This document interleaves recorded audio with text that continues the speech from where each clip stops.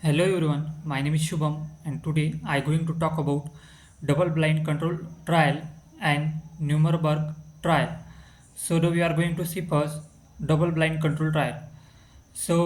Which is occur in 1943 1943. The Medical Research Council (MRC) in UK carried out a trial in 1943 to 1944 to investigate patulin treatment for the common cold. So patulin is an extract of penicillin, phantolinum, and the study was rigorously keeping the patient and physicians uh, blinded to the treatment, that is called as double blinding.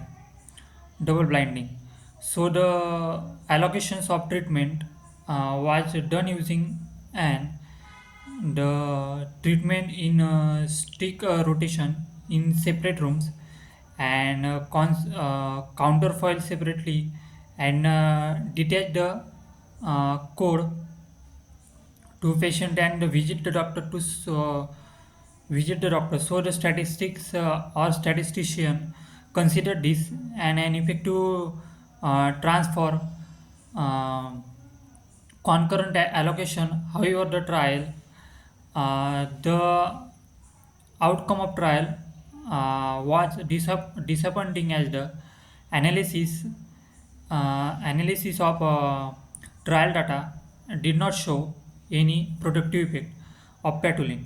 Then in 1946, first randomized curative trial, that is the randomized control trial or streptomycin was taken. So the idea of randomization was introduced in 1923. However, the first randomized the first randomized control trial is streptomycin is a pulmonary streptomycin in pulmonary tuberculosis. So it was carried out in 1946 in the UK. So this trial as a model of uh, matriculosis in design and uh, implementation with systematic enrollment criteria and data collection. So the compare with the nature or other complementary research, a key advantage of the uh, randomization scheme over the altering procedures was allocating uh, concern concealment. Uh, so when the patient were enrolled in the trial, uh, another significant feature of the trial was the use of objective means measures such as interpretations of X-ray by uh, experts who were blinded to the patient treatment assignment. So the most significant and the influence of the trials lay in some method where which have affected uh, virtually and every area of clinical control trials grew in sophistication and influence. The streptomycin trial continues to be groundbreaking. So it's all about the uh, double control blinding double blind control trial. So now next one is a Nuremberg trial. So the first we see Nuremberg code. So the Nuremberg code that what is the new mobile code? So it is a set of ethical principles uh, and guilty and guidelines that were established as a result of uh, Nuremberg trial. So what took place in the after of World War II. So these trials were a series of military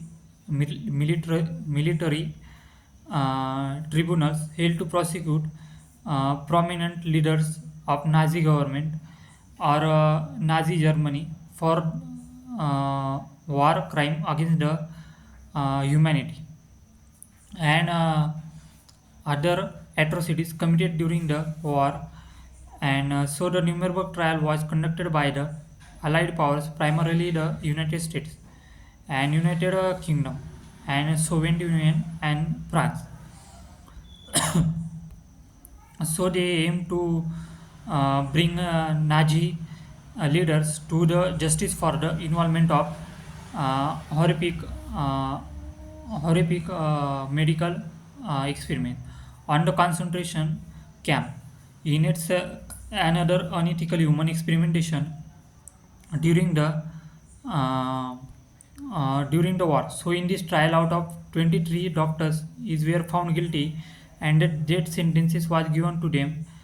Uh, uh, Out of 23 doctors, 15 were found guilty, and the death sentence was given to them as a punishment. So after that, development of Nuremberg Code happened. So in response to this concerns, Nuremberg Code has developed. It was included as a part of judgment, and in the doctor trials, on one of the Nuremberg trial held in the 1947. So the code was Charlie authorized by American legal scholar, that is Dr. Leo Alexander, and was enclosed by the judges. So the Nuremberg Code outlines uh, 10 key principles for the ethical medical scientific experimentations involved, and it's involving human subjects. So some of the fundamentals uh, principles include informed consent, then voluntary participation, and minimizing harm, counseling, ensuring, and experimentation are based on the sound specific rationally. So that's all about the Nuremberg trial. Thank you.